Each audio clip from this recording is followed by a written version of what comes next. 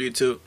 This is PerfectGC. So, I'm reading an article on pushsquare.com, and it says, next Xbox development could spell trouble for the PS4.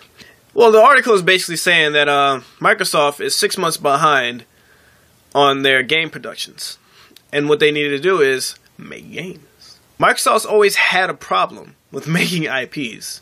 You know, first Xbox did great with having IPs. In fact, most of the Xbox lineup, which we know today, were made on the original Xbox, but didn't do so well on the next console.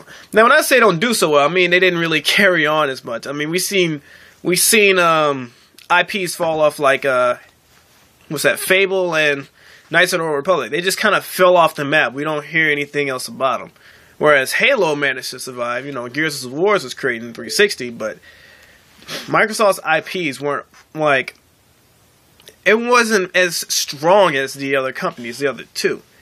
Now they're trying to buy third-party developers to draw into their system. Microsoft's always been good for, you know, support from third-party developers. You know, where they had Bethesda in their belts, you know, making exclusive DLCs first. You know what I'm saying? Getting stuff first, making games on their console first. But if you're telling me that the only thing that's going to sell your console is that I can play Call of Duty before my friends who have PS4s, unless if it's a year difference, maybe even 2 months. I'll say 2 months. If it was a 2-month difference between the two, I can see where that can get you some leeway. But I can't see that happening. And plus, that's not really going to that's not going to sell your console, because I can buy Call of Duty on a different console. I don't need a 720, you know, to play Call of Duty all the time. I got friends on PS4 too, so I want to play the games with them. It's just the fact that having third-party support that heavy isn't going to sell your console. PS4 has the most wonderful IP lineup I've seen. In my opinion, please take that into consideration. That's my opinion.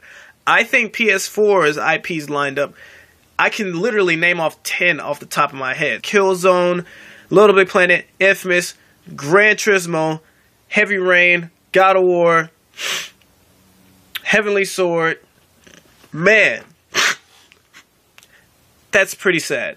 I just wish Microsoft would just kind of like realize how, you know, IPs are very important for selling your console. In my eyes, that's what it is. Like, you think that having third-party support is going to sell it, then you got another thing coming. You think EA games are going to sell your console whatever. Like, if, let's say 720 was going to have the next Grand Theft Auto 5, and it just wasn't going to be on PS4. That would be kind of cool. It's just like how Burnout Revenge was on the 360, and I don't think PS4 had it. That was pretty cool, right? Like, if they could do something like that, then maybe they might have a chance. But you can't tell me that I can get the same game on both consoles, and I'm going to buy your console instead just because they're on. That doesn't add up in my head. I'll post the article and a link in the description.